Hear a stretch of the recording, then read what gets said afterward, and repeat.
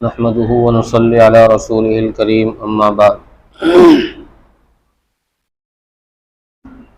محترم ناظرین، ایک بہت اہم مسئلہ ہے کہ ایک شخص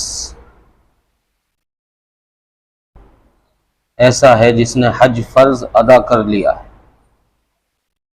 اس پر جب حج فرض ہوا تھا تو وہ اپنا حج فرض ادا کر چکا ہے۔ اب دوبارہ وہ شخص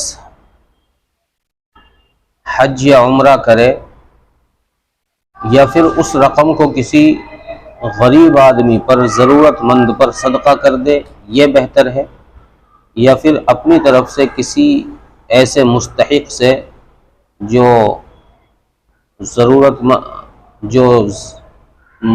حج کرنے کی جس کے اندر تمنا ہو، آرزو ہو،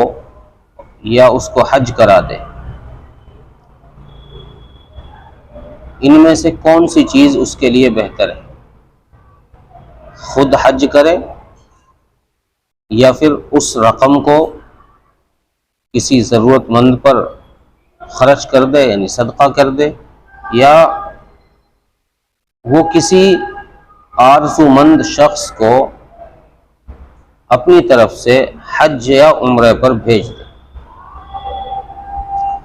جواباً عرض یہ ہے کہ اگر کوئی شخص ایسا ہے جس نے حج فرض ادا کر لیا ہے اور اتفاق سے اس پر دوبارہ اتنے پیسے آ گئے کہ اب دوبارہ وہ حج کر سکتا ہے اتفاق سے، تو ایسے شخص کے لیے بہتر یہ ہے کہ وہ خود حج کرے، جبکہ اس کے جن کے اس پر حقوق ہیں ان کے حقوق متاثر نہ ہو۔ لیکن اگر کوئی ایسا شخص ہے، باثروت شخص ہے، جس کے پاس بہت سارے پیسے ہیں، ہر وقت وہ حج کر سکتا ہے، ہر سال حج کر سکتا ہے، تو ایسے شخص کے لیے بہتر یہ ہے کہ وہ کسی ضرورت مند کو صدقہ کر دے۔ اس سے اس ضرورت مند کی حاجت پوری ہو جائے گی، اور اس شخص کے لیے یہ بہتر رہے گا کہ وہ ایک شخص کی حاجت پوری کر دے گا، ضرورت پوری کر دے گا، جس سے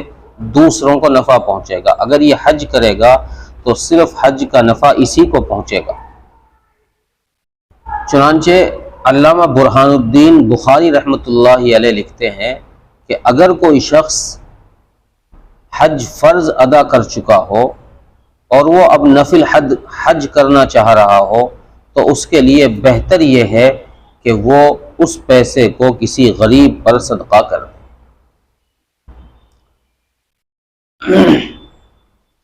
اور یہی فتویٰ ابو اللیث سمرقندی رحمۃ اللہ علیہ نے دیا ہے کہ اس کا کسی غریب پر اس مال کو خرچ کر دینا بہتر ہے۔ اور ایک روایت ہے حضرت امام حسن رضی اللہ تعالیٰ عنہ کی، امام حسن رضی اللہ تعالیٰ عنہ فرماتے ہیں کہ میں مدینے کے کسی ایک گھر پر 1 سا یا 2 سا ایک مہینے تک خرچ کروں، کھانے کے لیے دوں، یہ مجھے اس سے پسند ہے کہ میں بار بار حج کروں۔ تو اس سے پتہ چل رہا ہے اس حدیث سے کہ نفل حج میں اگر کوئی شخص نفل حج کرنا چاہ رہا ہو تو اس کے لیے بہتر یہ ہے کہ وہ ضرورت مندوں پر اس مال کو لگا دے۔ اب رہی بات یہ کہ کوئی حاجت مند ایسا نہیں ہے، ضرورت مند ایسا نہیں ہے جس پر اس مال کو خرچ کیا جائے، تو اب کیا کریں؟ اب یہ ہے کہ اگر کوئی ایسا حاجت مند نہیں مل رہا تو پھر کوئی ایسا شخص تلاش کریں جس کی آرزو ہو حج کرنے کی، عمرہ کرنے کی، ایسا شخص تلاش کریں اور پھر اس شخص کو اپنا نائب بنا کر حج پر بھیج دیں، اس شخص پر وہ پیسے خرچ کر دیں۔ اس سے ایک تو اس کو حج کرانے کا ثواب مل جائے گا، اس کو حج کرنے کا ثواب مل جائے گا، اور دوسرے اس شخص کی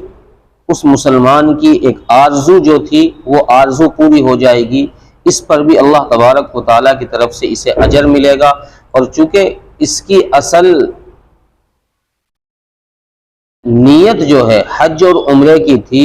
اب یہ اگر دوسرے سے حج اور عمرہ کرائے گا تب بھی اس کو اس کا ثواب ملے گا نیت کی وجہ سے، اور اگر اس نے